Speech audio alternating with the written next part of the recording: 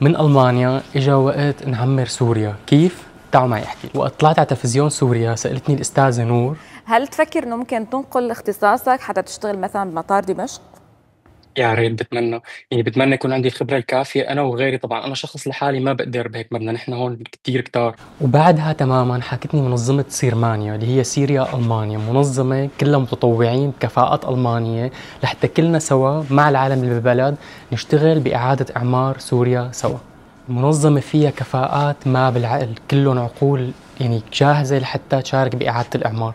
وعملوا مؤتمر من فترة كمان، وكان في كتير حملات حلوة بالمؤتمر، مثل بالعلم رح نعمرها لحتى نساعد نحن هون بالشغلات اللي تعلمناها بألمانيا العالم اللي بالبلد لحتى يتعلموها، يعني نقل الخبرات لسوريا.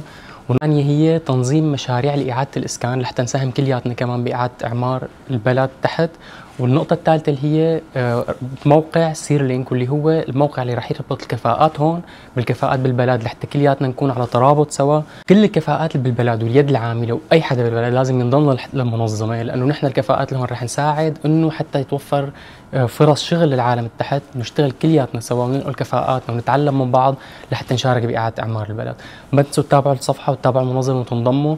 نحن هون بألمانيا عم نشتغل كلياتنا بشكل تطوعي، بس سوا رح نوصل للهدف إن شاء الله.